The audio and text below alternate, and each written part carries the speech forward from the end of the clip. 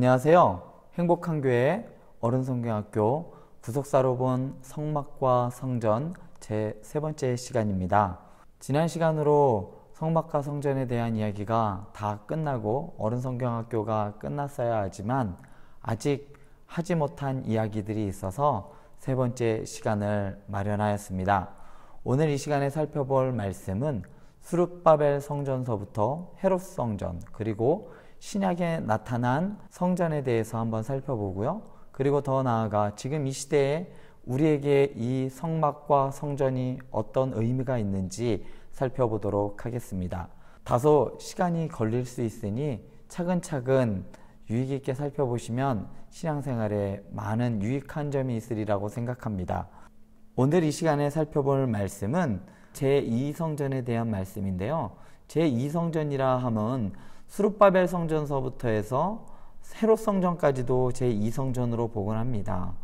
왜냐하면 스룹바벨 성전 이후에 그 터 위에 그리고 또 더 확장되어서 헤롯이 성전을 건축하였기 때문에 그것 또한 중축, 확장으로 보기 때문에 제2성전으로 보기도 합니다. 특별히 이 시간에는 스룹바벨이 세운 성전과 그리고 그 이후에 중간기라고 할 수 있는 에스라부터 헤롯까지, 그리고 그 중간에 회당이 생기고 회당이 어떠한 이유로 생겼는지, 그리고 회당의 역할이 무엇인지, 그리고 또한 헤롯 성전의 그 화려함과 그리고 타락에 대해서 이 시간 살펴보도록 하겠습니다. 그렇다면 제2성전이란 무엇일까요? 방금 전에 말씀드렸듯이 제2성전이란 솔로몬이 예루살렘에 지은 성전이 최초의 성전이라고 했듯이 그 이후에 세워진 성전들을 제2성전으로 봅니다. 그러니까 제2성전의 가장 앞에 있는 성전이 바로 스룹바벨 성전인데요. 스룹바벨 성전은 BC 539년 페르시아 왕 고레스는 바벨론을 정복한 후에 그 지역에서 자신의 세력을 공고히 하려고 합니다. 그는 바벨론의 포로로 끌려왔던 이스라엘 백성들 뿐만 아니라 대부분의 포로들을 유다와 예루살렘 그리고 각 자기의 고향으로 돌아갈 수 있도록 합니다. 그래서 그러한 칙령을 공포하게 되는데요. 또한 예루살렘 성전에서 약탈해온 전리품인 금과 은으로 된 대접과 접시 일부까지도 돌려받을 수 있게 됩니다. 스룹바벨은 작은 무리를 이끌고 예루살렘으로 돌아오게 됩니다. 그의 무리가 많지 않고 1차 귀환은 아주 적은 무리들만 일단 돌아오게 됩니다. 그래서 스룹바벨은 성전과 도시를 재건하고자 노력하는데 바로 이 성전을 우리는 제2성전이라고 합니다. 에스라에서 보면 백성들은 먼저 성전 앞뜰에 있던 놋제단을 재건하여 제사를 다시 시작할 수 있도록 하였습니다. 새롭게 시작된 재건된 성전은 전혀 호화스럽지도 않았고 그 규모도 상당히 축소되었던 것을 알 수 있습니다. 그래서 이스라엘 백성들은 이렇게 작고 초라한 성전이 지어진 것을 보고 많이 슬퍼하거나 아니면 기뻐하거나 반응은 둘로 나뉘게 됩니다.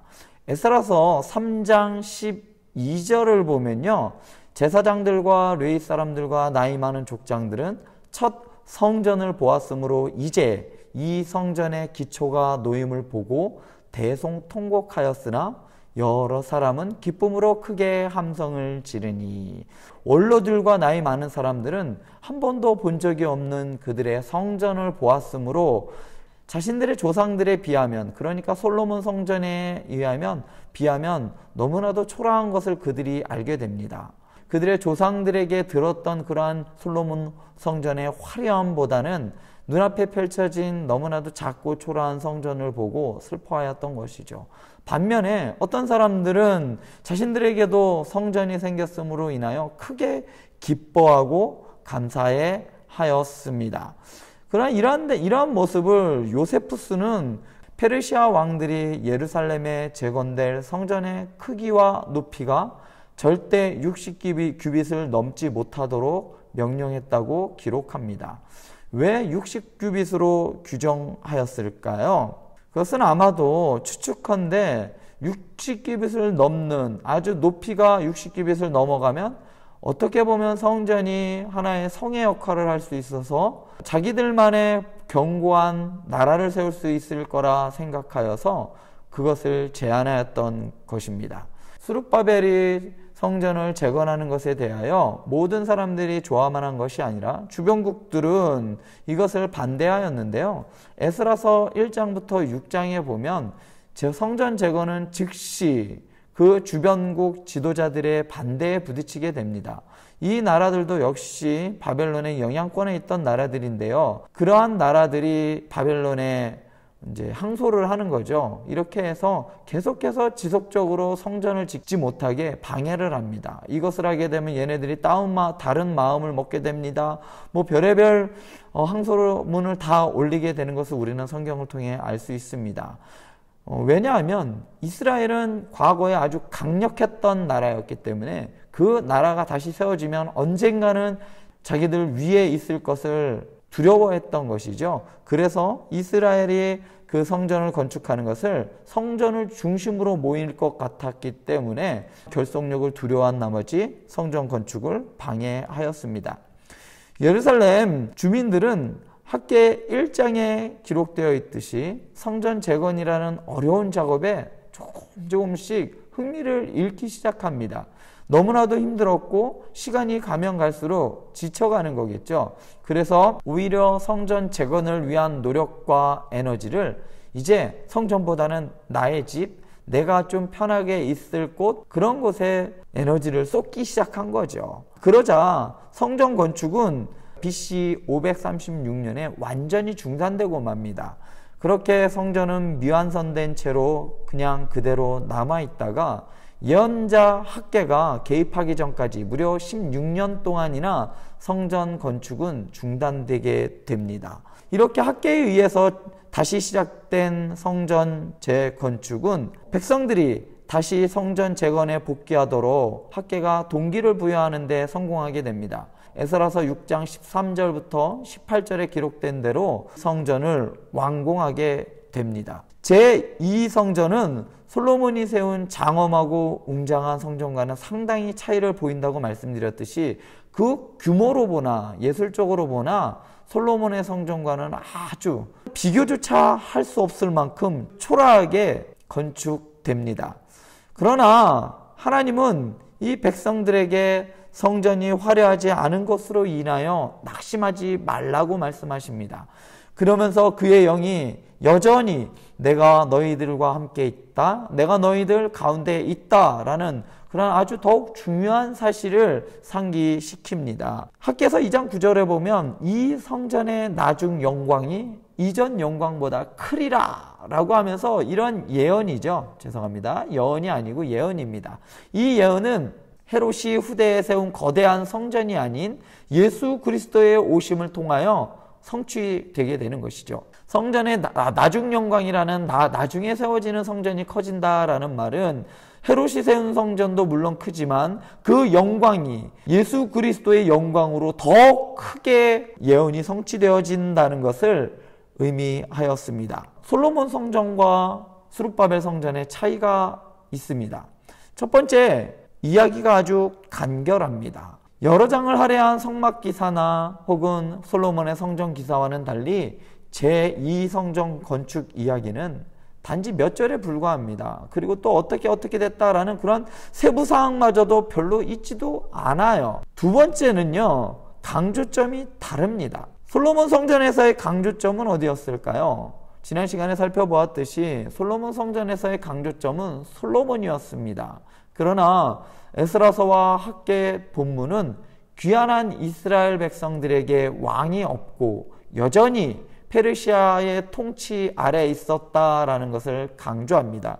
그들은 고국으로 돌아왔지만 여전히 식민지의 삶을 살고 있었다라는 것이죠. 에스라서의 핵심 줄거리는 이스라엘 백성을 다스리는 페르시아 왕이 과연 그들의 성전 재건을 계속해서 허용할 것인지 여부에 달려 있었습니다.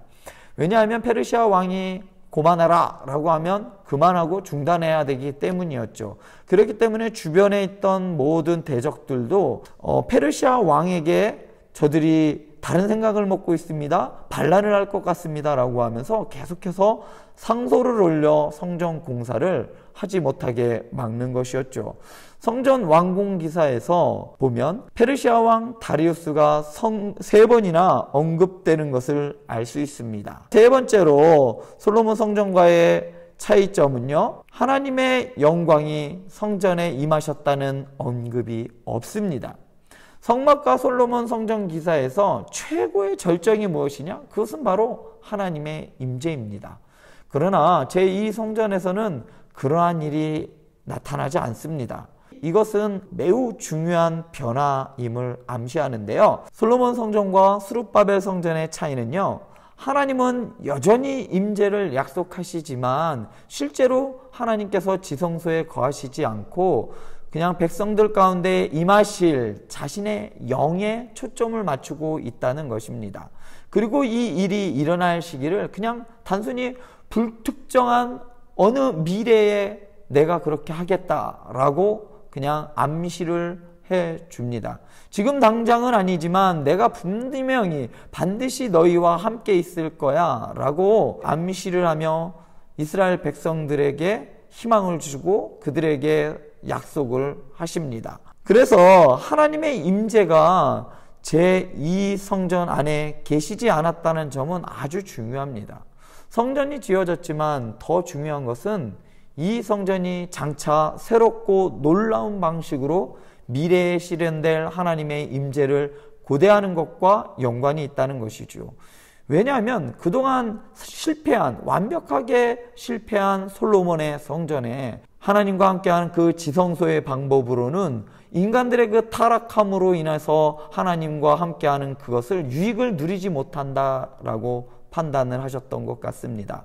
그래서 전혀 새로운 방식으로 하나님께서 인간들과 함께 할 것을 약속해 주십니다. 지금까지 스룹바벨 성전에 대해서 대략적으로 살펴보았다면 이제 스룹바벨 성전 이후에인 에스라부터 헤롯까지 성전의 형태 그리고 성전의 안정화 그리고 헤롯까지를 한번 살펴보도록 하겠습니다. 에스라 제사장은 성전이 완공되고 상당한 시간, 대략적으로 한 60년 정도 흐른 후에 비로소 다시 예루살렘으로 돌아오게 됩니다. 이렇게 돌아온 에스라는 예루살렘으로 귀환된 이들이 다시 성전에서 예배드리는 것을 포함하여 그들의 종교 활동을 재편하는 데 아주 중추적인 역할을 담당합니다.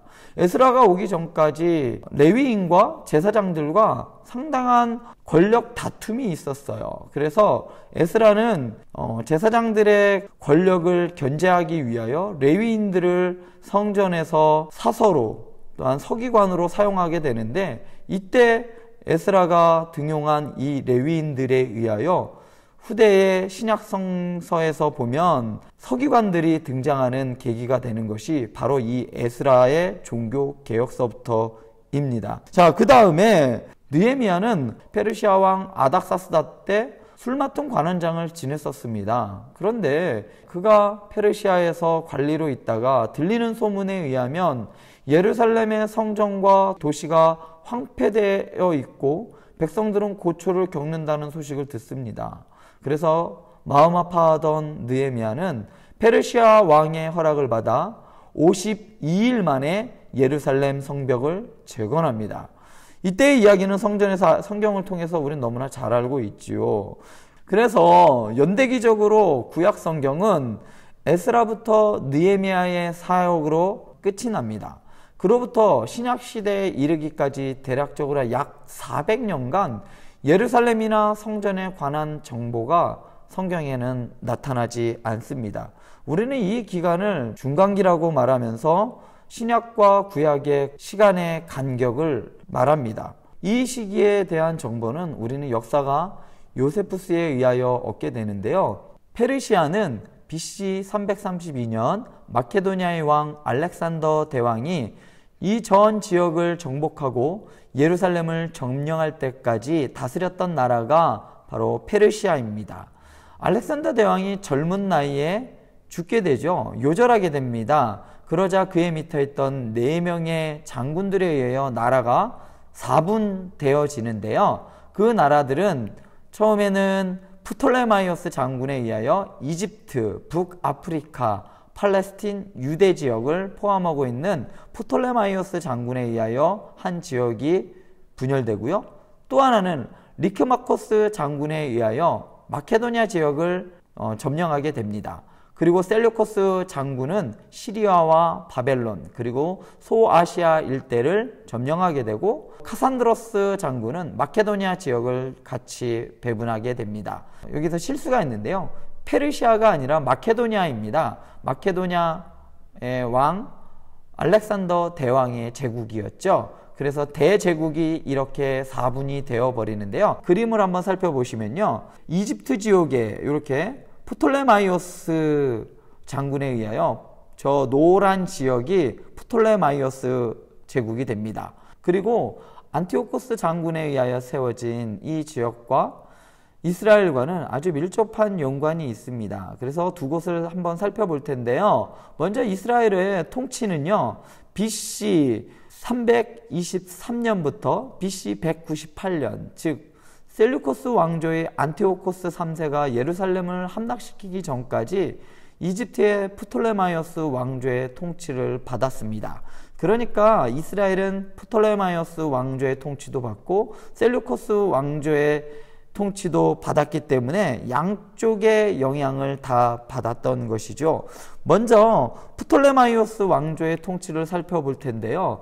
프톨레마이오스 왕조에서 안티오코스 3세의 아들 안티오코스 4세가 있는데요. 먼저 안티오코스 3세는 포용 정책을 취했죠. 그래서 성전에서 예배를 드리고 그들이 종교 활동하는 것을 막지 않았습니다.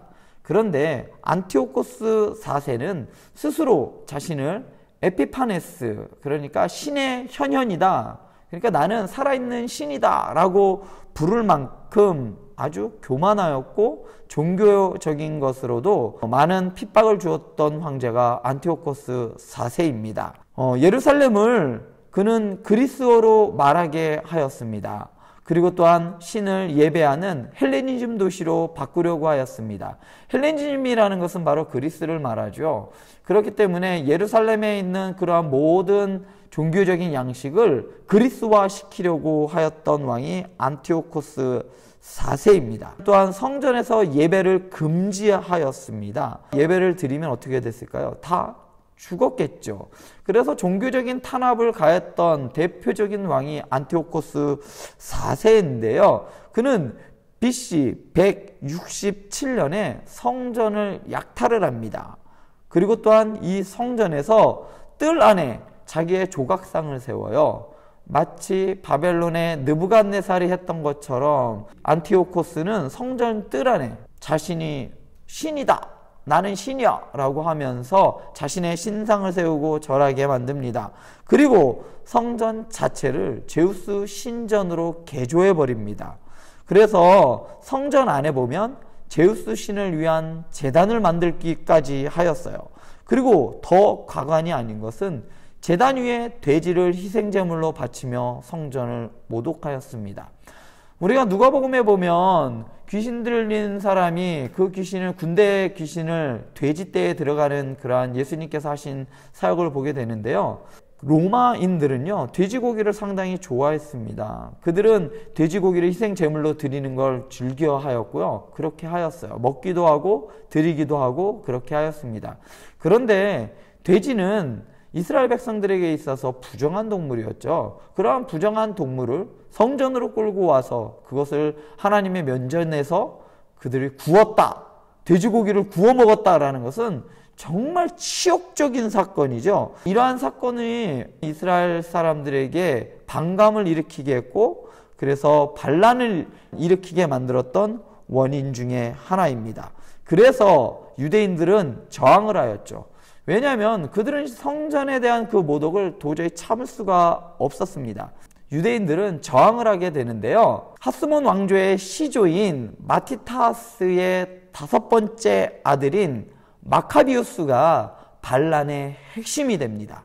그래서 그는 BC 364년에 셀류코스 왕의 군대를 무찔러서 예루살렘을 탈환하게 됩니다. 그래서 이날을 뭐라고 하냐면 한우카라고 합니다. 사실은 이때 마카비오스가 일으켰던 이 반란은요, 우연하게 국제 주변 정세와 맞아떨어져서 그렇게 큰 힘을 들이지 않고 반란에 성공을 하게 됩니다.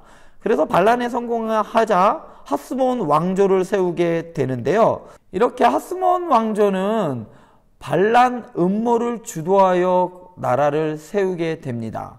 이 하스몬 왕조는 100년간 예루살렘과 유대를 독립국가로서 다스리게 되는데, 특이할 것은 왕이 제사장직을 겸하는 군주제를 제정하기도 하였습니다. 하스몬 왕조는 결국 망하게 되는데요. 그 망하는 원인은요, 왕과 제사장을 겸하는, 어떻게 보면 강력한 왕권을 가지고 있는 왕이 무능할 경우에 혹은 부패하였을 경우에 그 나라는 멸망의 길로 가게 되는데, 이러한 왕이 들어서고 맙니다. 그리고 또 하나, 대제사장직을 매매하게 됩니다. 돈을 주면 누구나 대제사장에 오를 수 있는 상황이 되고 말죠.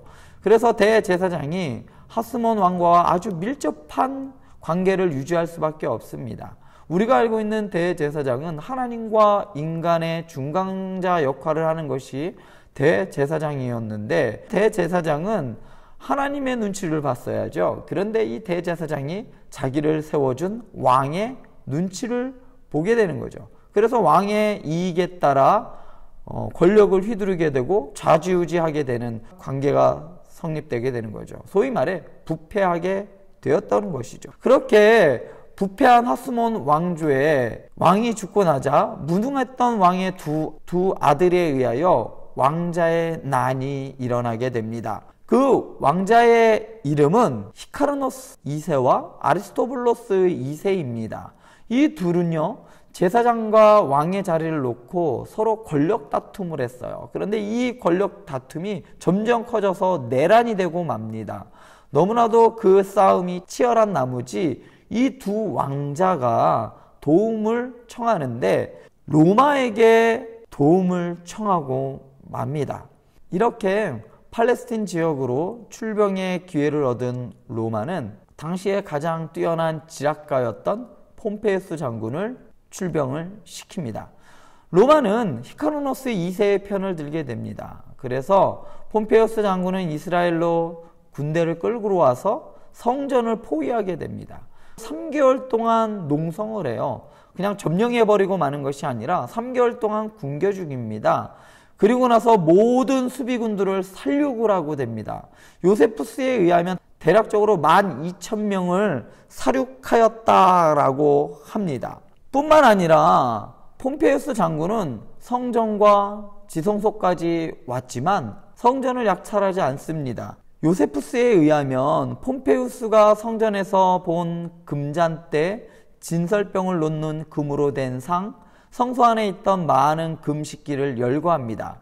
그런데 지성소의 언약궤나 그룹에 대해서는 일절 언급을 하지 않습니다. 폼페이우스의 점령으로 예루살렘과 유대 지방은 로마 제국의 통치하에 들어갑니다.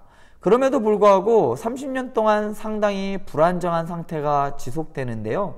그 이유는 로마와 팔레스틴과의 그 거리가 너무 멀었기 때문이에요. 그래서 제대로 된 통치가 이루어지지 않자 로마는 한 가지 수를 냅니다. 그 방법은 에돔의 귀족이었던 안티파테르의 아들 헤롯을 왕으로 세우는 것입니다. 분봉왕으로 세우는 것이었는데요. 헤롯은 아주 다양한 행정직을 맡아 로마 제국의 팔레스틴 지역을 점령하는데 아주 큰 공을 세웠던 사람이 헤롯이었습니다. 헤롯에 대하여 살펴보면 헤롯은요, 에돔의 귀족이었던 안티파테르의 아들입니다. 뿐만 아니라 헤롯을 BC 40년경 로마 원로원은 헤롯을 유다 왕으로 임명합니다. 마르쿠스 안토니우스 장군의 지지를 받게 되어 결국에는 예루살렘 왕으로 세워지기까지 합니다. 뿐만 아니라 헤롯은 BC 40년 로마 원로원에 의하여 유다의 왕으로 임명이 됩니다. 뿐만 아니라 마르쿠스 안토니우스 장군의 지지를 얻어 예루살렘 왕으로 세워지기까지 합니다. 헤롯의 아버지는 에돔 사람이었고요. 그의 어머니는 나바테아 사람이었습니다. 나바테아라는 것은 유다의 동쪽 지역으로 고대 에돔 지역, 그러니까 어머니도 에돔 사람이라는 이야기예요. 혈통적으로는 유대인의 피가 전혀 섞이지 않았던 사람이 헤롯이었습니다. 학자들은 헤롯의 무능한 아들과 그의 자손들과 구분하기 위하여 헤롯을 대왕으로 불렀습니다. 그래서 헤롯 대왕으로 불렀던 것이지요. 헤롯은 하스몬 가문의 공주와 결혼하게 됩니다.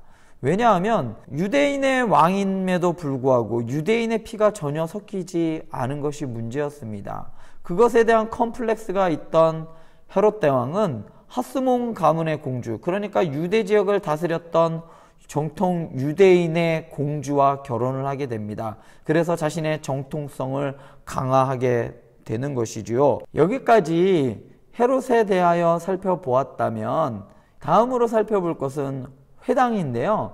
자, 회당은 그리스어로 시나고게 혹은 프로슈케라고 합니다. 회당 유적은 1세기 로마 전역에서 발견되는 아주 유적의 흔한 유적 중에 하나인데요. 그런데 구약 성경 어디를 보아도 안식일에 유대인들이 그 회당에 모여서 예배를 드렸다라고, 예배를 드려야 한다라고 말하지 않습니다. 이 말은 회당과 교회는 차이가 있었다라는 것이죠. 교회는 주일에 모여서 예배를 드리는 것이고 반면에 회당은 그렇게 모여서 예배를 드리지 않았다는 것이죠. 회당의 주요한 기능은 잠시 후에 한번 살펴보도록 하겠습니다. 이러한 회당이 어떻게 해서 발생하게 되었는가? 먼저 바벨론 포로기 이후의 성전은 이미 폐허가 되어 있었습니다. 성전에 돌 하나도 남지 않고 다 없어져 버렸어요. 그들은 제사를 드려야 했어요. 그런데 제사를 드리거나 절기를 지킬 수가 없게 되었죠. 왜냐하면 그 제사와 절기의 핵심이 뭐였냐면 성전이었기 때문이죠. 그래서 안식일에 회당에서 드리는 예배가 시작되었습니다. 그래서 구약 성경은 모든 남자가 참석해야 하는 희생제사 및 절기를 포함하여 모든 예배가 철저하게 성전에서 이루어지도록 규정하였습니다. 그러나 회당이 생겨나자 민족의 절기를 지키기 위해 예루살렘으로 순례길에 오르는 것에서 매주마다 모이는 지역 모임으로 그 중심이 바뀌었던 것이지요. 성전이 있음에도 불구하고 후대에는 회당과 성전이 같이 병행하게 되어, 그래서 이전에는 예배를 드리기 위하여 절기를 지키기 위하여 계속해서 예루살렘으로 모여들었지만, 그렇지만 이제 매주마다 모이는 그런 모임 중심으로 점점 바뀌어가게 되는데 그 중심에 회당이 있게 되는 겁니다. 그러면 예수님 당시에도 정상적으로 거대한 성전이 있었습니다. 그럼에도 불구하고 유대와 갈릴리 전역에 아주 흔하게 회당이 있었다는 것을 알 수 있습니다. 따라서 당시에는 성전과 회당에서 드리는 예배에 모두 중점을 두게 되는 것이지요. 회당은 희생제사와는 상관이 없습니다. 희생제사가 없다는 것은 제사장이 이곳에 있지 않다는 것을 의미합니다. 제사장 대신 회당에는 랍비 혹은 선생이 인도하는 기도의 장소이자 혹은 토라를 읽고 가르치는 장소가 회당이었습니다. 제사가 이곳에서 드려지지 않았습니다. 그럼에도 불구하고 회당은 종교적인 학교 역할을 했습니다. 뿐만 아니라 회당에서는 공동체의 문제를 다루고 하위 법정을 위한 장소로도 사용되었습니다. 유대인들의 모든 삶의 중심이 회당 중심으로 돌아가게 되는 것이지요. 여기까지 회당에 대해서 살펴보았다면 이제는 헤롯 성전에 대해서 살펴볼 텐데요. 헤롯 성전이 얼마만큼 화려하였는가, 그리고 또한 헤롯 성전은 어떻게 타락하였는가까지도 한번 살펴보도록 하겠습니다. 그 중심에 헤롯 대왕이 있습니다. 아까도 말씀드렸듯이 헤롯 대왕은 이후에 있는 헤롯과 구분하기 위하여 그의 뛰어난 능력, 그리고 뛰어난 통치 수단 이런 것들을 적용하여 학자들은 헤롯 대왕이라고 불렀습니다.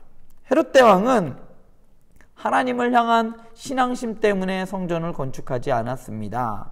헤롯은 자신의 아내와 아들마저도 권력에서 끌어내겠다라는, 저들이 끌어낼 수도 있다라는 그러한 음모를 꾸밀 수 있다고 의심하였어요.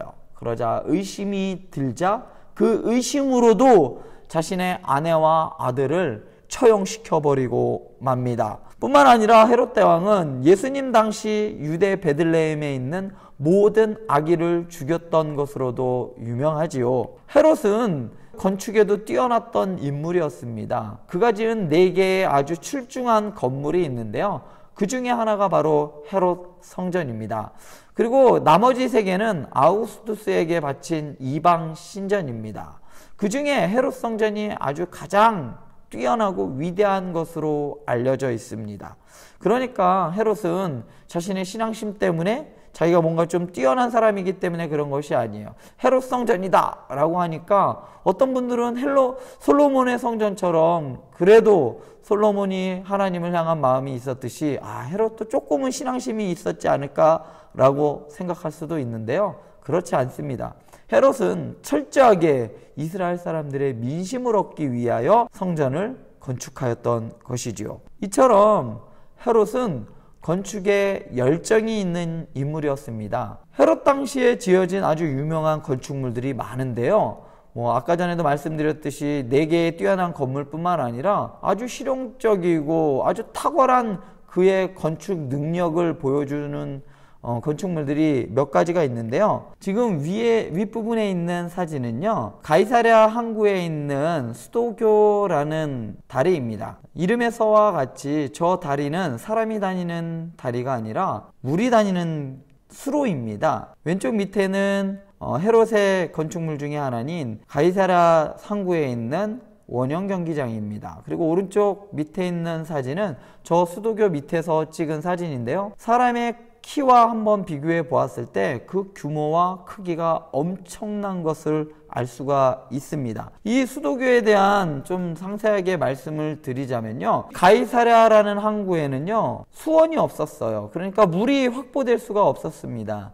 당시 도시가 세워지기 위해서는 반드시 물이 필요했습니다. 가이사랴 지방은요 물 빼고 다 좋았어요. 그래서 헤롯 대왕은 수원을 확보하기 위해서 도수교를 건설하였습니다. 이것은 중력을 이용해야 했어요. 물이 위에서 밑으로 흐르는 것은 당연하죠. 그런데 기울기를 아주 정교하게 계산하였어요. 그래서 아주 먼 곳까지 갈 수 있게끔, 조금이라도 평평하면 물이 중간에 흐르지 않겠죠. 아주 그 기울기를 과학적으로 정교하게 계산해서요, 아주 상당히 먼 곳까지 보낼 수 있게 만들었습니다. 그 수원지가 어디냐면요, 갈멜산이었어요. 갈멜산은 가이사랴 항구에서부터 대략 21km 떨어져 있었던 곳이에요.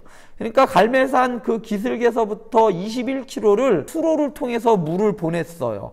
이때가 언제냐면 바로 지금부터 한 2000년 전이죠. 엄청난 큰 토목공사였음에도 불구하고 헤롯은 이것을 완성하였고, 그 물로 인해서 가이사랴 저 항구는요 엄청나게 크게 성장하게 됩니다. 이렇게 헤롯 대왕이 세운 헤롯 성전은 솔로몬 성전 설계와 동일한 기본 양식을 따라 제2성전을 재건하였습니다. 그런데 솔로몬 성전에는 10개의 등잔대와 10개의 상이 있었지만 헤롯 성전에는 성막과 같이 등잔대와 진설병상이 각각 1개씩 있게 됩니다.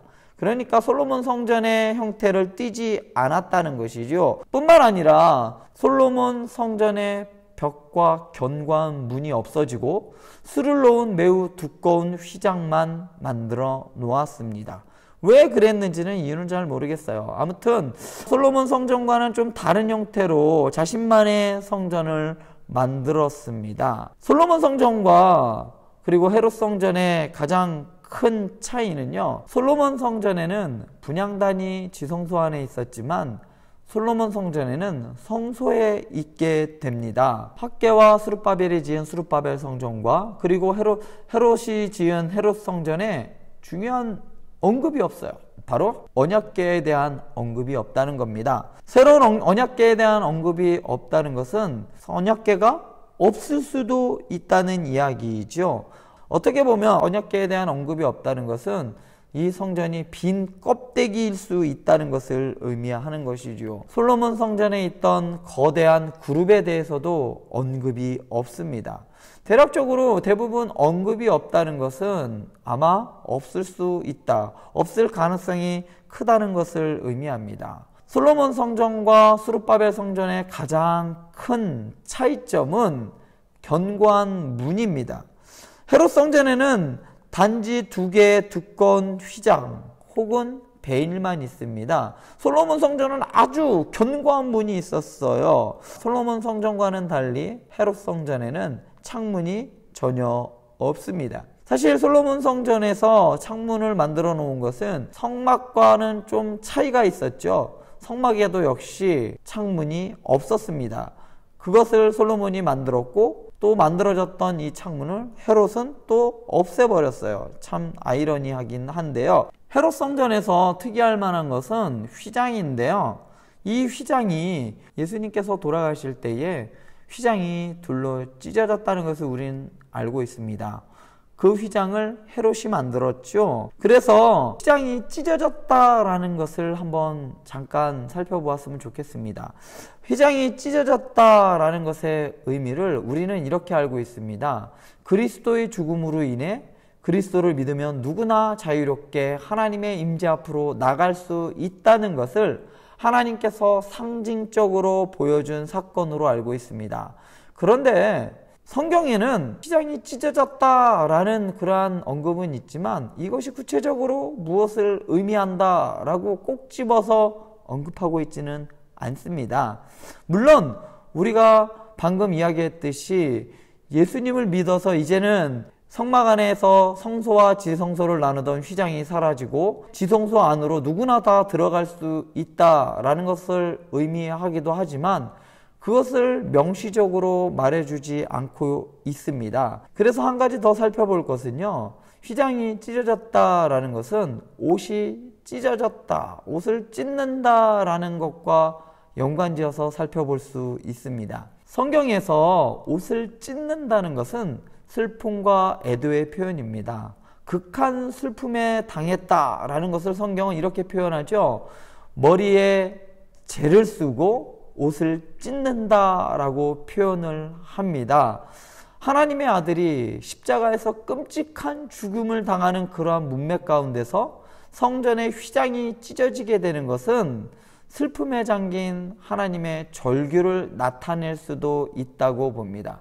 저는 이 의견에 적극 동감합니다.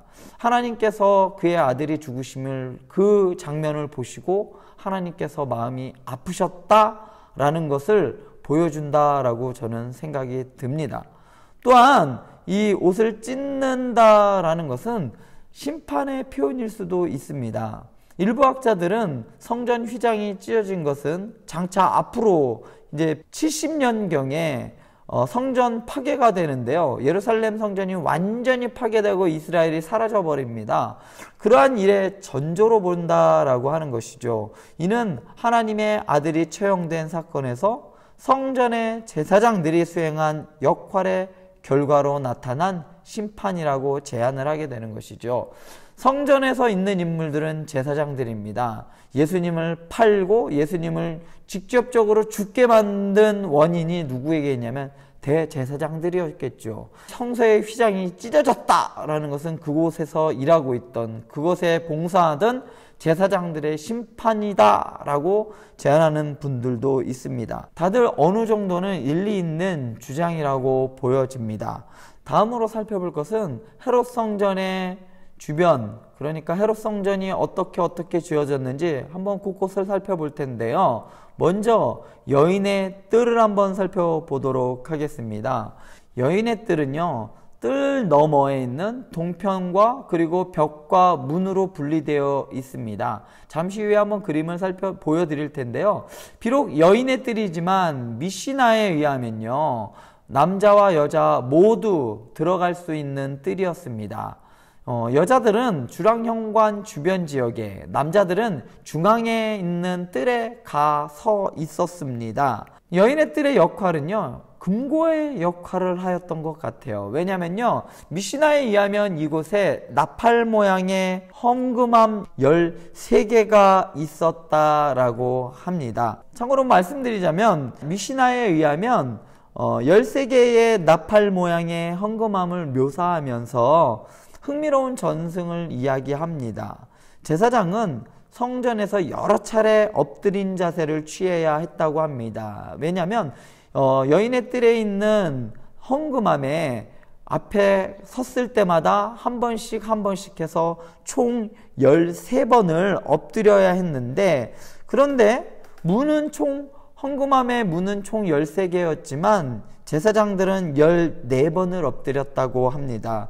그들이 14번째 엎드린 곳은 헝금함이 있는 곳이 아니라 성전의 장작 창고 방이었습니다. 미시나에 의하면 아주 먼 옛날 성전의 장작 창고 앞에서 일하던 그 제사장이 길에 깔린 돌 하나가 나머지들과 다소 다르다는 것을 알고, 그리고 이 사실을 알리려고 가는 도중에 쓰러져 죽고 말았다고 합니다. 이때로부터 돌 밑에 언약궤가 숨겨져 있다는 전승이 생겨나게 되었습니다.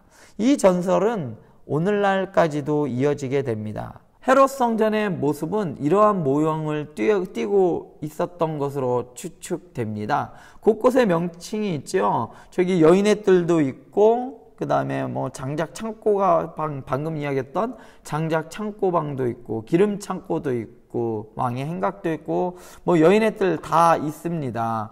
저것을 한번 살펴보시면 헤롯 성전이 저런 구조로 되어 있구나 라는 것을 알 수 있습니다.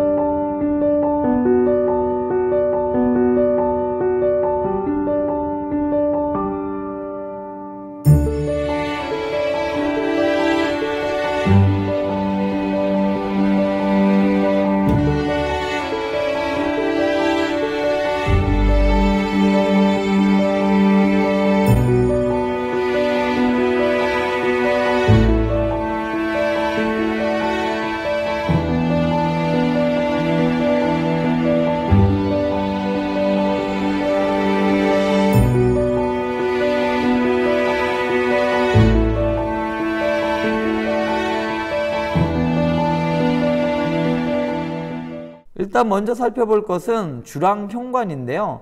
그것을 솔로몬의 행각이라고 하였습니다. 솔로몬의 행각에서 이루어졌던 일들이 무엇이 있을까요? 솔로몬의 행각 주랑현관에서 이루어졌다라는 대표적인 성경 말씀은 사도행전 5장 12절에 있는 말씀이죠. 초기 그리스도인들이 이곳에서, 그러니까 예루살렘에서 쫓겨나기 전까지 주랑현관에서 정기적으로 모임을 가졌습니다.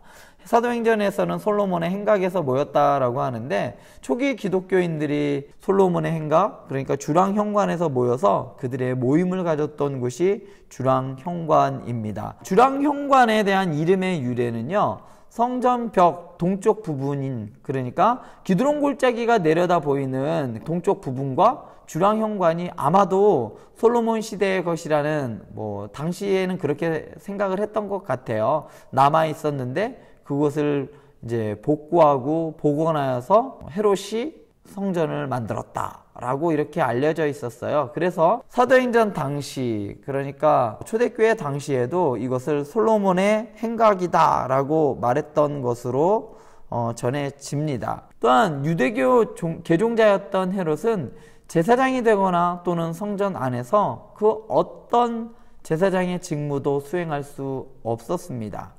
그는 뜰에조차 출입이 금지되어 있었어요. 하지만 이 주랑현관만큼은 헤롯이 들어올 수 있었는데, 이렇게 아름답고 훌륭한 건축물로 만들어 놓았는데 그것을 다른 사람에게 보여줄 수 없다? 이것은 너무 안타까운 일이었죠. 그래서 헤롯은 주랑현관을 통해서 다른 사람들, 그러니까 자기들의 손님들을 주랑현관으로 와서 데리고 와서 그곳에서 자기가 지은 건축물인 헤롯 성전을 마음껏 자랑했던 곳, 그것이 바로 주랑현관이었습니다. 그러면 다시 한번 좀 전에 그 그림을 살펴볼 텐데요. 주랑현관이 어디 있을까 보면요, 여기 요 부분이 주랑현관인데요. 왕의 행각이라고도 하지만 사도행전은 솔로몬의 행각으로 알려져 있지요. 다음에서 보면 여인의 뜰이 있어요. 여인의 뜰은 저기 장작창고 있는 저 성전 입구 쪽에 여인의 뜰이 있고요. 다음으로 살펴볼 이방인의 뜰, 지금 우리가 살펴볼 이방인의 뜰은 바로 이 부분입니다. 주랑현관 바로 앞쪽으로 보이는 이 이방인의 뜰인데요. 주랑현관으로 둘러싸여 있는 것을 보았죠. 아주 거대한 뜰입니다. 이곳에는요, 유대인과 이방인들 모두 들어가서 예배를 드릴 수 있는 곳이었습니다. 그러나 이방인이 들어가 기도할 수 있는 곳은 바로 이방인의 뜰, 딱 거기까지였어요. 성전 안으로는 들어갈 수가 없었던 것이죠. 이방인의 뜰에서 대표적인 사건은 바로 성전 청결 사건입니다. 예수님께서 성전의 제사장들이 그곳을 환전상과 가축 파는 상인으로 가득 채우자 이를 보고서 격분하셨죠. 상인들과 이 모든 사람들을 내쫓아버린 곳이 성전 청결 사건입니다. 성전 청결 사건은 사복음서에서 다 언급을 하고 있는데요. 이는 신학적으로 아주 중요한 위치에 있기 때문입니다. 오후 설교 때도 한번 말씀드렸듯이 성전 청결 사건은 예수님께서 성전으로 들어오시는 거죠. 떠나가셨던 하나님의 영광이 다시 돌아오는 아주 중요한 사건입니다. 그런 사건이 있던 곳이 바로 이방인의 뜰이고요. 이방인의 뜰에서는 또 어떤 일들이 있었냐면요, 환전 장소입니다. 이 환전 장소가 필요했던 이유는 모든 유대인 남자들은 매년 성전세로 반세겔을 내야 했기 때문입니다. 지방화폐로 냈으면 좋았는데 오직 꼭 두로의 은세겔이라는 아주 특별한 주화로만 내게 했습니다. 그래서 사람들이 이 은화로 환전을 하게 됐겠죠. 그래서 환전해 주는 장소가 있었는데 환전을 해주면서 엄청난 폭리를 취했습니다. 아주 이권이 연루되어 있는 곳이기 때문에 이곳이 부패의 온상이 되었던 곳이 바로 이 이방인의 뜰 환전 장소였습니다. 이방인의 뜰에는요, 희생의 제물을 파는 상인들이 있었습니다. 이스라엘 전역에서 각지에서 제물을 드리기 위하여, 제사를 드리기 위하여 사람들이 올 때에 먼 길을 오다 보면 그 짐승들이 죽을 수도 있고 또한 다칠 수도 있고 동물을 데리고 오는데 아주 불편함이 많았습니다. 그래서 희생의 제물을 성전에서 사서 제물로 드린다면 아주 실용적이고 좋았겠지요. 그런데 이렇게 아주 좋은 편리를 위한 이러한 제도가 반드시 허가받은 상인에게만 사야 한다는 이 조항 때문에 문제가 생겼습니다. 제사장은 돈을 받고 상인에게 허가를 해주고 상인은 그 동물의 값을 자기 마음대로 부여하여 폭리를 취하는 구조가 만들어졌던 것이죠. 이로 인해 사람들은 엄청난 피해를 입고 손해를 입을 수밖에 없게 되었습니다. 요소푸스에 의하면 6월절 기간에 대략적으로 한 270만 명이 6월절 기간에 참여하여서 제사를 25만 번 이상의 희생 제사가 이곳에서 드려졌다라고 합니다. 얼마나 많은 동물들이 죽었겠어요. 적어도 25만 마리 이상은 죽었다는 이야기인데 그것들을 허가받은 몇몇 상인들이 팔았다라는 것은 엄청난 폭리를 취할 수 있는 구조였겠지요. 이방인의 뜰에는 안토니오 요새가 있었습니다.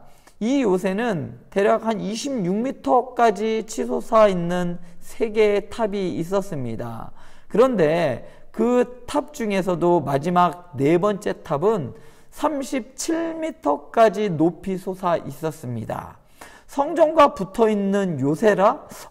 좀 신기하지 않습니까?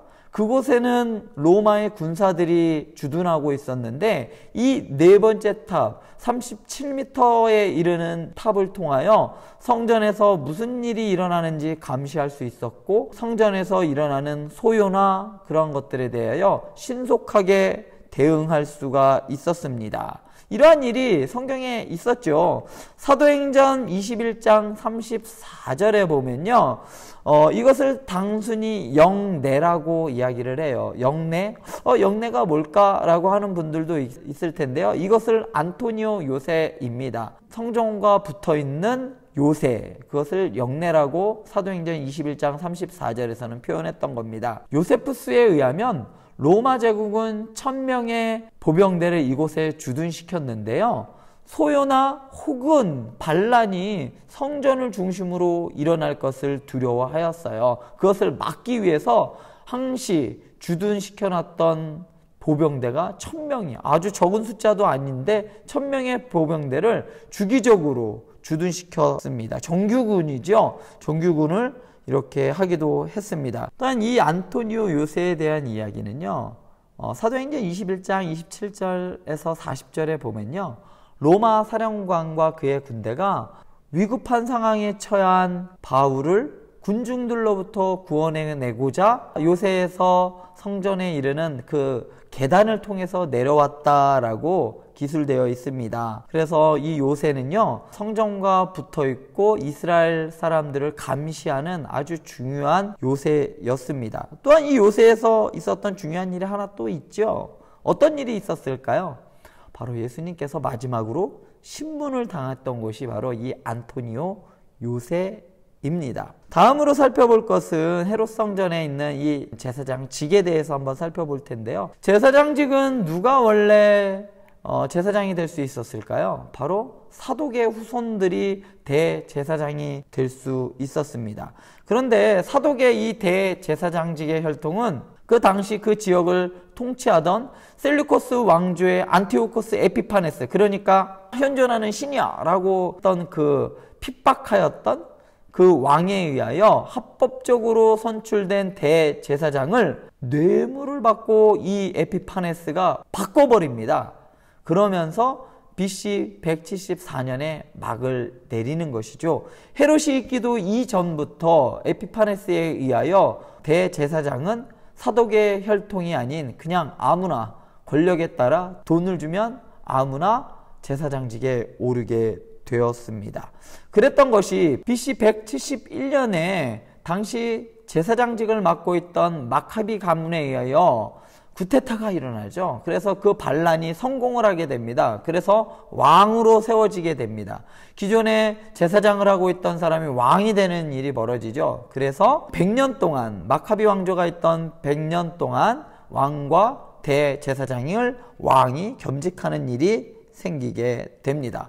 그러다가 BC 63년에는 예루살렘 성전을 완전히 장악한 로마의 폼페우스 장군은 자신이 원하는 사람을 그냥 제사장으로 세웁니다. 네가 해 라고 하면서 자기가 마음에 드는 사람을 왕으로 세워요. 그러다가 로마의 영향력이 약화되는 틈을 타서 로마로부터 벗어나려고 합니다. 그래서 로마 항쟁이 시작되는데요. 이 항쟁의 결과로 예루살렘이 수복되고 어느 정도 로마의 영향권에서 벗어나는 듯 합니다. 그러나 로마는 이를 좌시하지 않고 병력을 집중하여 예루살렘을 다시금 함락시킵니다.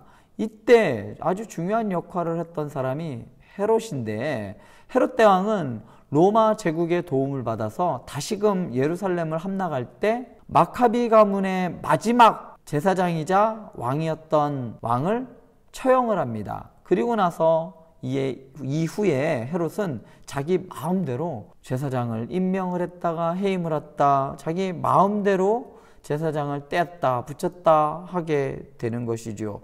그러다가 헤롯 사후에 로마 제국은 유대 지역에 총독을 세우게 됩니다. 그래서 유대인인 대제사장을 임명하고 또 해임을 해요. 자기 마음대로. 이제 로마 제국은 대제사장을 임명할 권한을 자기들이 가져가게 됩니다. 그리고 AD 6년에서 15년까지 안나스가 대제사장직을 완전히 장악하는데요. 안나스의 사위였던 가야바는 예수님이 체포되고 십자가에 못 박혔을 당시에 대제사장 역할을 하게 되었죠. 이 시기에 대제사장 예복은 어디에 있냐면 안토니오 요새에 보관되어 있었어요.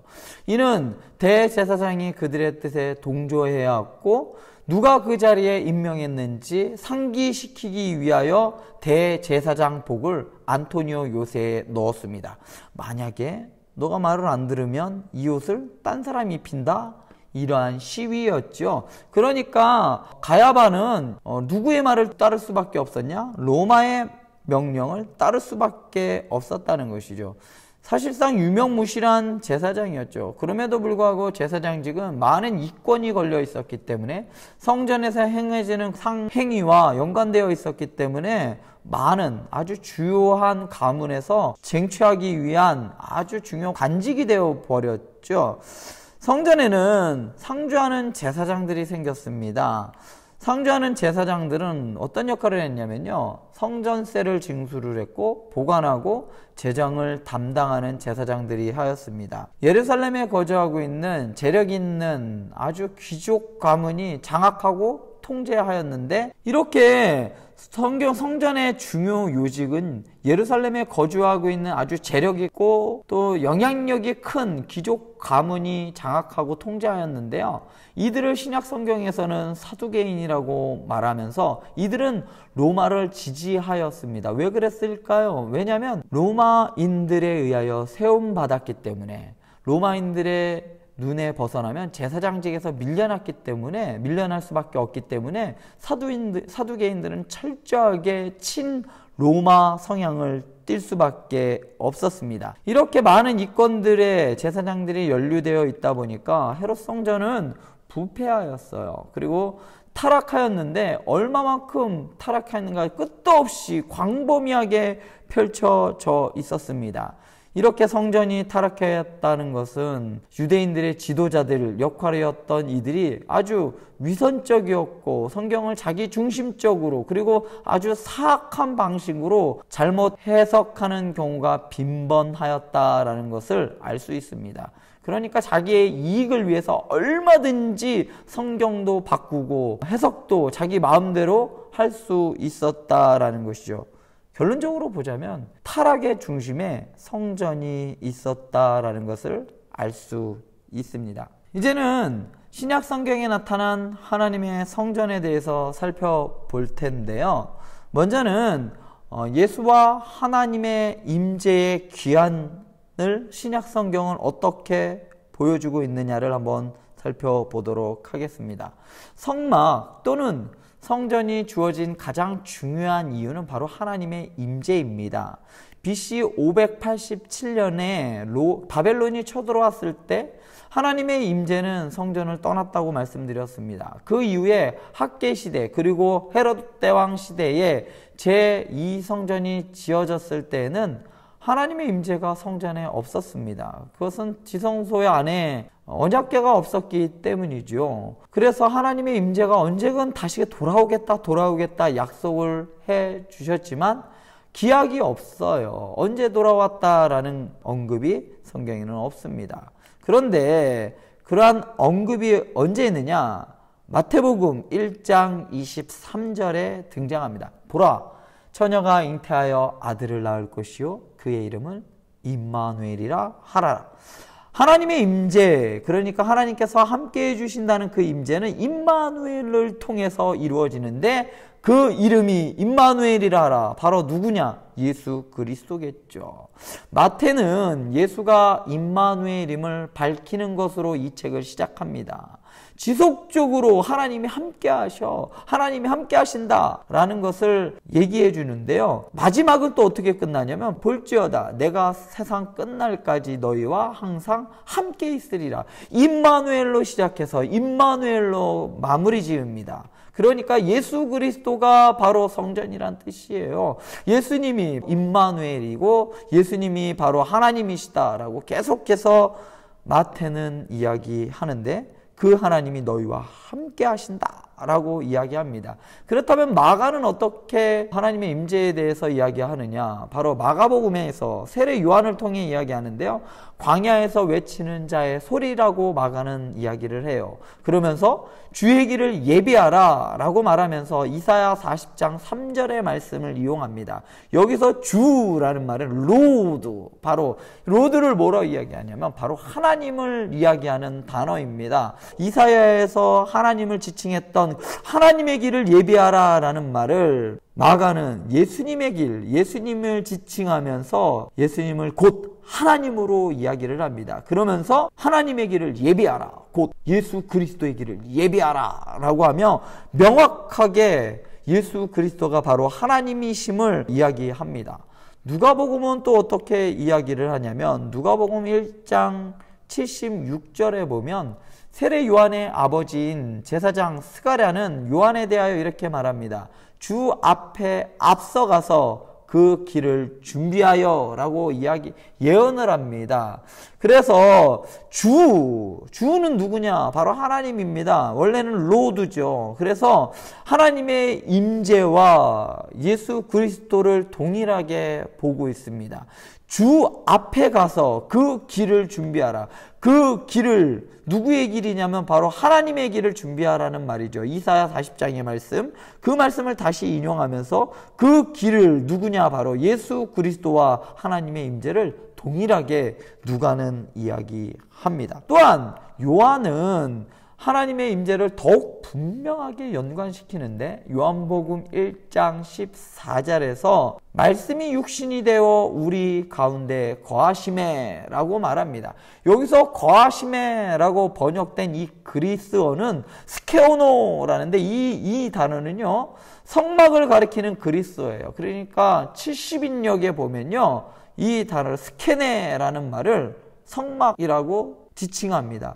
그러니까 말씀이 육신이 되어 우리 안에 거하시는데 그 거하시는 그 성막이 누구냐? 바로 예수 그리스도라는 말이에요. 너무나도 분명하게 말씀을 하는 거죠. 또한 요한은 새로운 언약 관계를 체결하시고자 예수 그리스도를 통해 자신을 계시하시고 다시 한번 자기 백성 가운데 거하시러 오신 것이다 라고 말합니다. 이처럼 하나님은 시내산에서 자기 자신을 계시하셨고 또한 성막에 계신 자신의 임재를 통해 자기의 백성들과 언약 관계를 체결하셨던 것처럼 언약을 맺어주셨던 것처럼 이제는 새로운 언약 관계를 맺어주시는데 예수 그리스도를 통해서 이제는 내가 너희와 함께 할 거야. 너희는 내 백성이 되고 나는 너희 하나님이 될 거야. 예수 그리스도를 통해서 새롭게 언약이 세워지게 되는 것이죠. 그러므로 예수 그리스도께서 성전 안으로 걸어 들어가신 것은 아주 매우 중대한 사건입니다. 600년이라는 부재의 시간을 뒤로하고 비로소 하나님의 임재가 새롭고도 더 나은 이전의 방식과는 전혀 다른 그것들을 뛰어넘는 방법으로 구원과 언약 관계를 위해 다시 이스라엘 백성에게로 돌아오신 겁니다. 이전에는 하나님이 성전과 성막에 있는 지성소의 언약궤를 통해서 함께 언약을 맺으시고 내가 너희와 함께 하실 거야 라고 하였는데 사람들이 그것을 통해서 분명히 하나님이 함께 하심을 통해서도 알 수도 있음에도 불구하고 잊어버리고 자꾸 하나님을 떠나갑니다. 그러자 이제는 사람들 안에 예수 그리스도를 통해 백성들에게로 돌아오게 되는 것이죠. 이렇게 하나님께서는 새로운 언약을 세워주시는데 성전을 통해서가 아니라 예수 그리스도를 통하여 새로운 언약을 세워주십니다. 이제는 더 이상 성전을 통해서가 아니라 예수 그리스도를 통해서 하나님과 언약의 관계로 나아가는 것이죠. 그래서 더 이상 성전은 그 의미가 상실되어져 버리는 것이죠. AD 70년 로마의 티투스 장군에 의하여 예루살렘 성전은 완전히 무너지게 됩니다. 그리고 이스라엘이 완전히 멸망하게 되는 것이죠. 그리고 티투스 장군은 예루살렘을 정복하고 난 다음에 성전에 있는 모든 대제사장과 지도자를 싹 다 처형시켜 버립니다. 이때에 그림이 남아 있어요. 이때를 그린 그림이 좀 남아 있는데요. 이때 그 예루살렘을 함락하는 로마 티투스 장군의 로마 병사들이에요. 얼마나 이렇게 처절했는지 그림을 보면 좀 아시겠죠. 저기 보면 왼쪽 하단에 보면 저거 뭐죠? 등잔대죠. 7 등잔대를 들고 나아가는 모습이 저기 조그만 그림이 하나 나오는데요. 그렇게 예루살렘 성전은 약탈당하고 멸망하게 됩니다. 다음 그림을 보면요. 얼만큼 이때의 장면이 치열했는지 알 수가 있어요. 저것이 예루살렘 성전인데요. 예루살렘 성이고, 그래서 저 한쪽이 예루살렘 성전인데, 로마의 군들이 새까맣게 몰려왔어요. 그리고 저것을 아주 그냥 쑥대밭을 만들고 문을 아주 다 부숴버리고 들어가게 되는 거죠. 그래서 그 안에 있는 모든 사람들을 다 죽이는데 마지막까지 거기서 항전하던 사람들을 죽이게 되는 것이지요. 자, 성전이 이렇게 멸망하게 됩니다. 그런데 지금 남아있는 것이 있어요. 저때 다 무너졌는데 이스라엘 사람들은 저 성전이 이제 사라져버리고 나자 더 이상 돌아갈 곳이 없고 하나님을 만날 곳이 없고 멘붕에 빠지게 됐죠. 그래서 그들은 이제 성전에서 할 수 있는 제사와 그 다음에 절기들을 지킬 수 없는 상황이 오게 되죠. 그래서 이스라엘에 가면 저때 당시에 헤롯 성전, 예루살렘 성전의 흔적이 곳곳에 조금씩 남아있긴 한데요. 대표적인 것이 바로 통곡의 벽이라고 하는데요. 이곳에서 사람들이 엄청나게 많은 기도를 하죠. 성지순례를 가신 분들은 필수 코스 중에 하나인데요. 이곳에서 이스라엘 사람들은 저곳에서 모여서 유대인들은 기도를 해요. 왜냐하면 그들은 원래 어디에서 어느 중심으로 살아가냐면 성전 중심으로 살아가던 사람들인데 그 성전이 무너졌음에도 불구하고 그것에 대한 희망을 놓지 않는 거죠. 저것에서 기도하면 하나님께서 들어주신다라고 저들은 생각을 해요. 그래서 정말로 열심히 저곳에서 기도합니다. 저곳과 저 오른쪽에 좀 가면요. 여자들이 기도할 수 있는 곳과 이렇게 좀 분리가 되어 있어요. 제가 이쪽에 한번 갔었을 때도 저기 이렇게 많은 사람들이 뒤에서 기도하고 있더라고요. 근데 저는 기도하지는 않고요. 그냥 저곳에서 사진만 좀 찍고 그냥 구경만 하다 왔습니다. 저때 당시에 그러니까 티투스 장군이 예루살렘 성전을 완전히 무너뜨리고 돌아가서 만든 그의 업적을 기린 문이 뭐냐면 바로 개선문입니다. 자, 오른쪽에 그림을 보시면요. 저 개선문 한 벽면에 있는 그림입니다. 저 그림의 중심에는요. 7가지의 금 촛대의 그림이 있습니다. 예루살렘 성전을 노략하고 점령하고 멸망시킨 다음에 노략물들을 로마로 가져가서 저렇게 승리의 그런 것들을 저렇게 그림으로 놔둔 것이 개선문이죠. 저 개선문에 가면 지금도 저 그림이 나타나 있어요. 얼만큼 예루살렘 성전이 참혹하게 무너졌는지 저기에 나오는 그림들을 보면 알 수 있습니다. 비록 성전은 이렇게 멸망했지만 다른 성전이신 예수 그리스도가 있으셨습니다. 마가복음 12장 6절에 보면요. 성전보다 더 큰 이가 여기 있느니라. 이 본문에서 마태는 예수는 자신을 통해 도래한 하나님의 새로운 임재가 헤롯이 지은 그러한 화려한 성전에 있는 것이 아니라 그것보다 더 뛰어난다? 오히려 그것을 대체한다 라고 선언합니다. 마태복음 21장에 보면은요. 성전상을 쫓으신 후에 성전에 있는 그런 환전상인들을 쫓으신 후에 비유로 말씀하시다가 마지막 부분에서 건축자가 버린 돌이 집 모퉁이의 머릿돌이 되었으나 라는 말씀이 있는데, 이것은 시편 118편 22절의 말씀을 인용하신 건데요. 이는 바울도 마찬가지, 바울과 베드로가 모두 이 성전 모퉁이 돌을 누구로 예상하냐? 바로 예수 그리스도라고 아주 명확하게, 그리스도가 누구냐? 바로 예수 그리스도가 누구냐? 성전이시다 라고 명확하게 이야기를 합니다. 또한 요한복음 2장 19절을 보면요, 너희가 이 성전을 헐라 내가 사흘 동안에 일으키리라.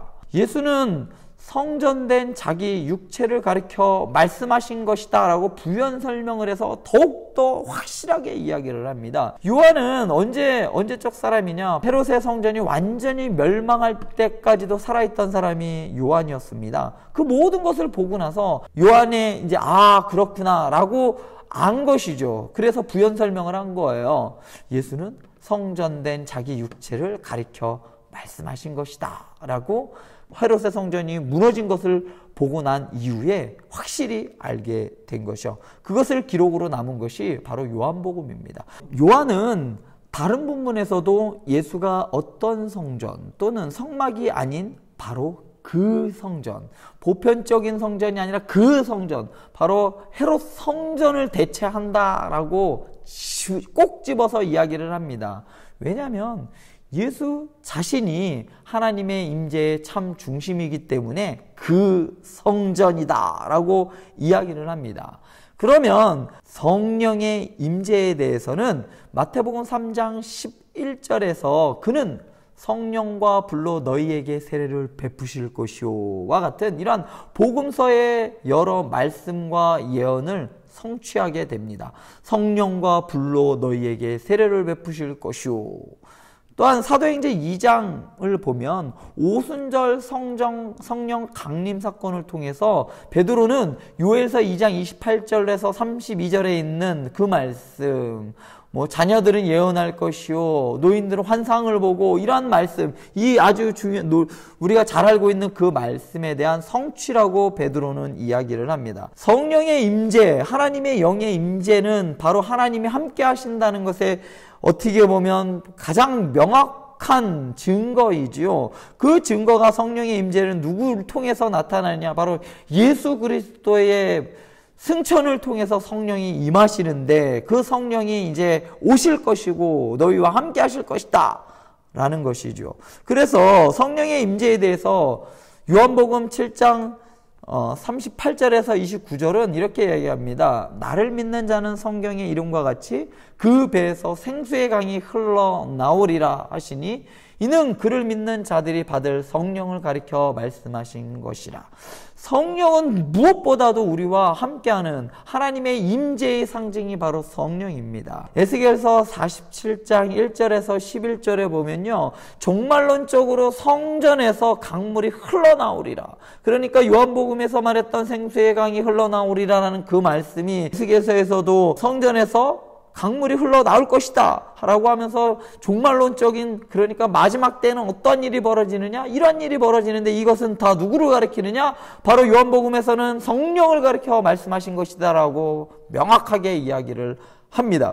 성령은 바로 하나님의 임재의 상징이고 예수 그리스도의 영이시기 때문에 성령은 곧 하나님의 임재의 상징이기도 하시지요. 또한 이 사건을 계시록 22장 1절에서 2절을 보면요, 하나님과 어린 양, 성전을 대체한 어린 양인데요, 하나님과 어린 양의 보좌로부터 강물이 흘러나온다 라고 이야기를 했어요. 종말에는 성령이 강물로부터 흘러나온다, 성령이 흘러나온다, 그래서 우리와 함께 하신다 라는 것을 보여주는 것입니다. 하나님의 임재의 변화는 이렇게 됩니다. 구약 성경에서 언약을 체결할 때 언약의 일환으로 그들 가운데 하나님께서 강림하셨습니다. 어떻게 하시냐면 성막의 지성소에 계셨고, 또한 성전의 거처를 하나님께서 두셨습니다. 그 이후에는, 성전 이후에는 예수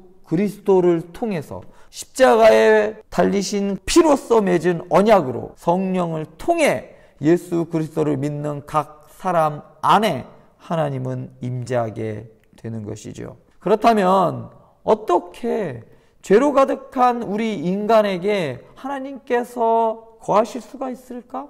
하나님은 온전하신 분이고 하나님은 죄가 없으신 분인데 그러한 분이 어떻게 죄분이 없는 우리와 함께 하실 수 있을까? 우리 안에 어떻게 내주하실 수 있을까? 구약 성경에서는 이것을 거룩함의 정도가 점진적으로 변화하는 것을 통해 인간이 하나님의 임재 안으로 들어가는 것을 허용하지 않았다는 것을 우리는 알 수 있어요. 성전도 그렇고 성막도 그렇고 어디까지는 들어오고 어디까지는 들어올 수 없어 라고 하면서 규제하는 것을 알 수 있습니다. 신약 성경에 와서는 달라요.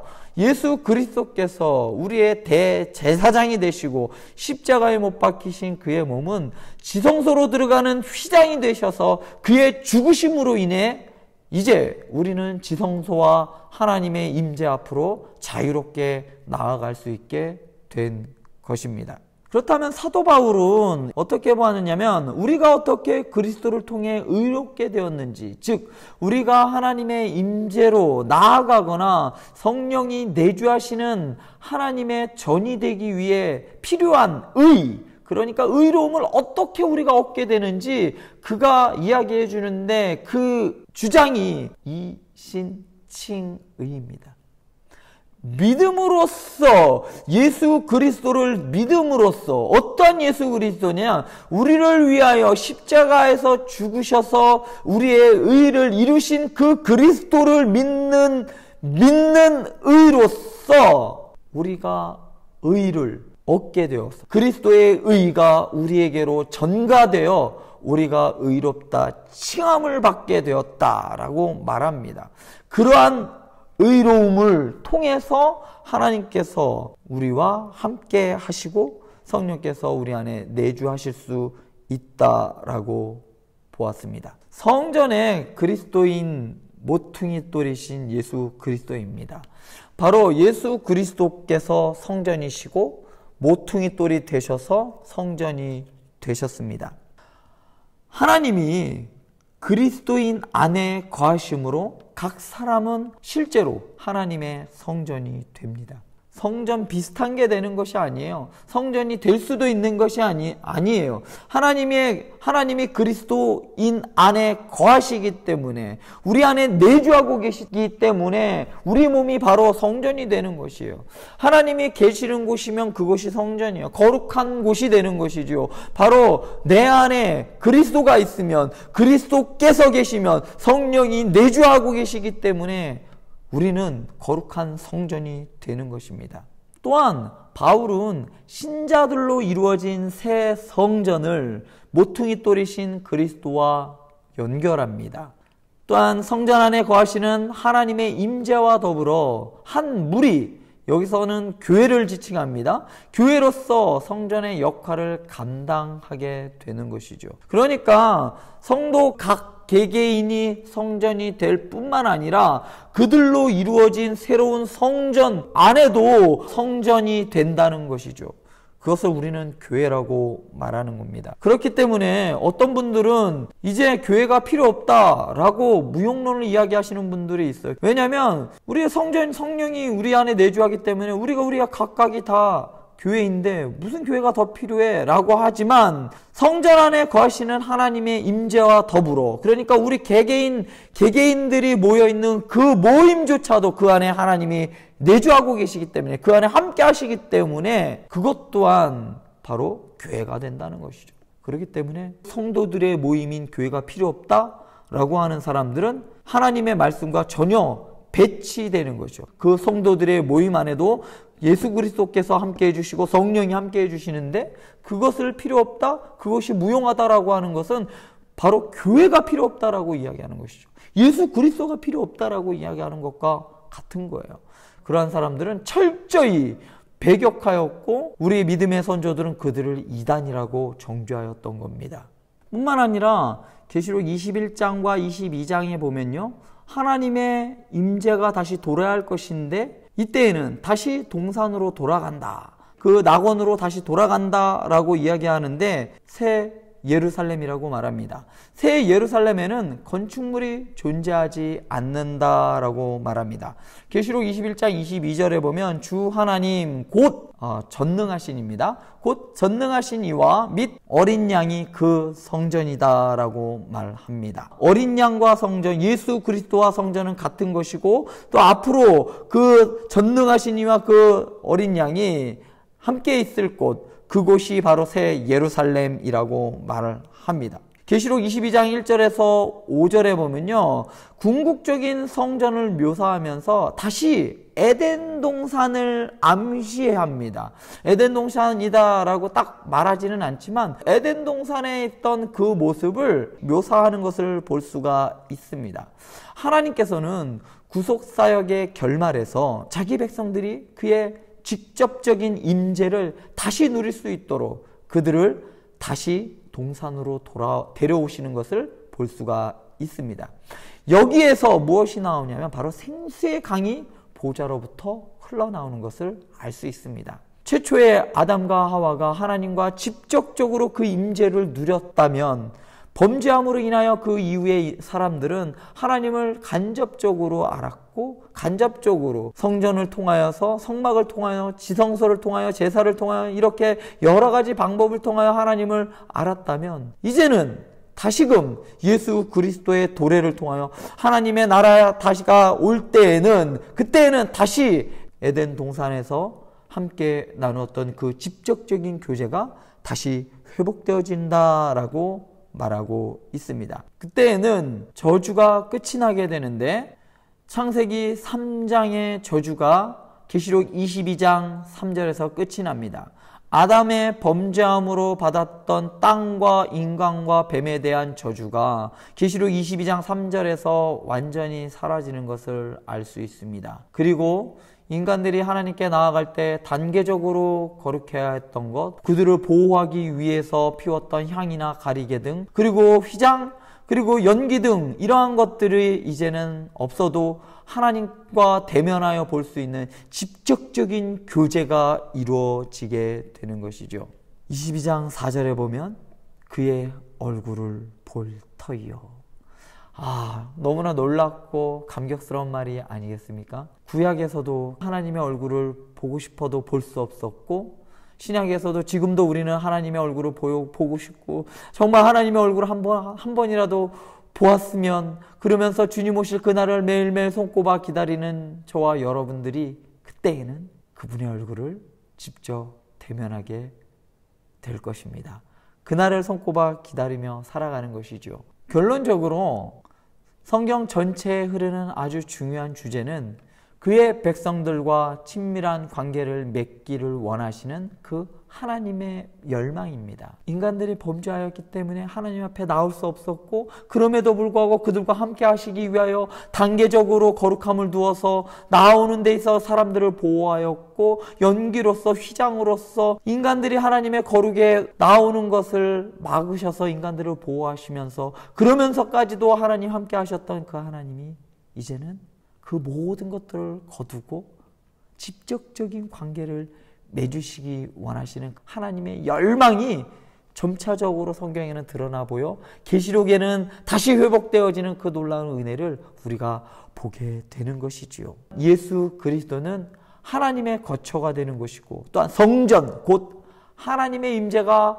어떻게 이 땅에 거하시는지 장소가 되게 되었습니다. 예수 그리스도를 통하여 하나님이 함께하여 주시고 내가 곧 하나님의 거하시는 전이 될 수 있었던 것은 예수 그리스도를 통하여 성령의 임재하심으로 내주하심으로 이제는 내가 하나님의 성전이 되고 성도의 모임인 교회 안에 하나님의 임재가 임하시는 곳, 그것을 바로 성경에서는 하나님의 나라라고 말합니다.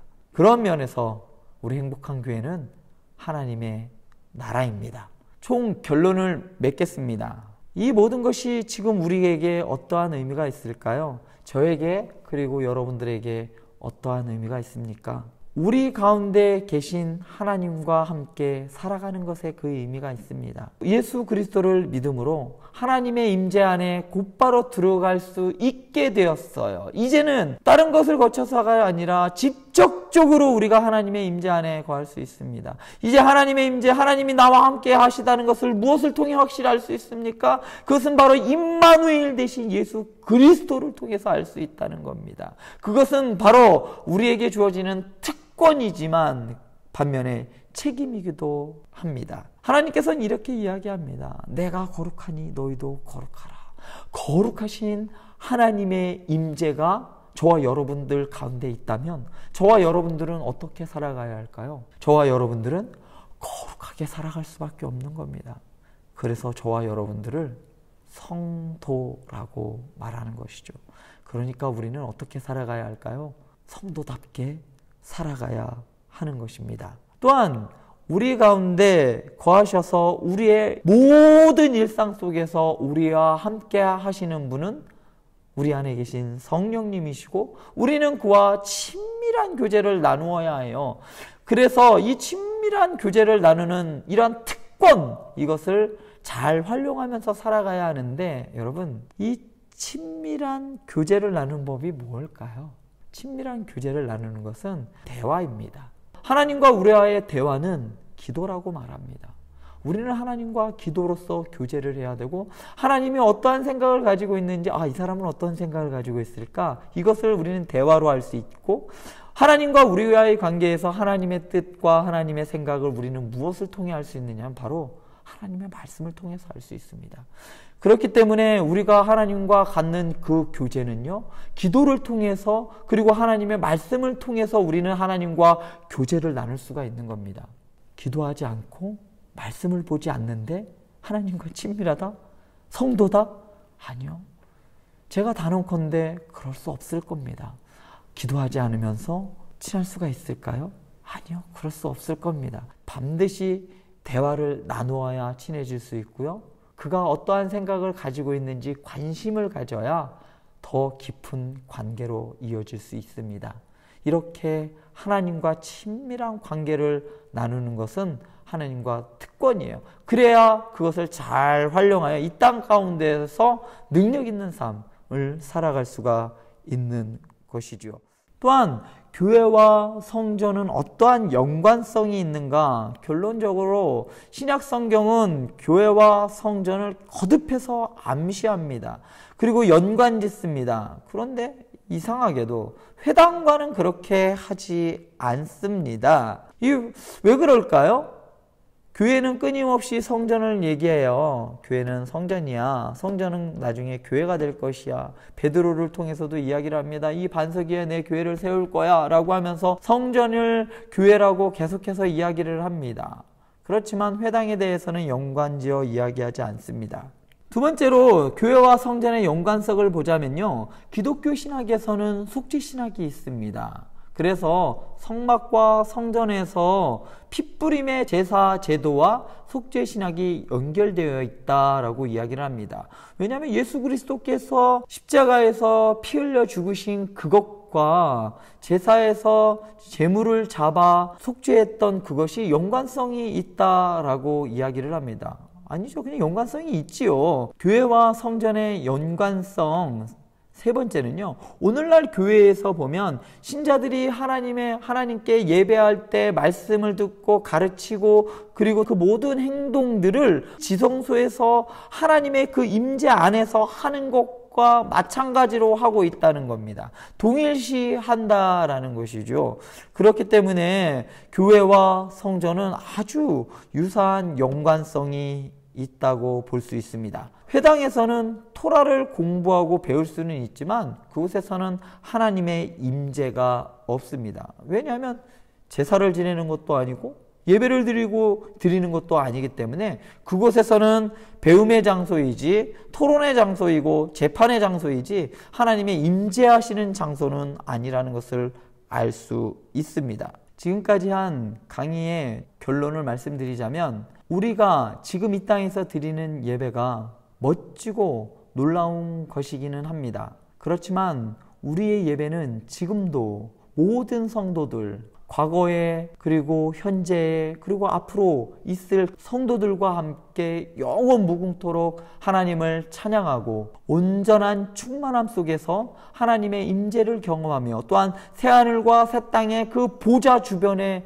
둘러서 모여있게 될 그 미래를 지속적으로 기대하게 만든다는 겁니다. 그러니까 우리가 주일날 드려지는 그 예배는 우리 안에서 좋고 끝나는 것이 아니라 앞으로 내가 들어갈 영원한 하나님의 나라에서 앞으로 계속해서 영원히 드리게 될 예배를 기대하게 만든다는 것입니다.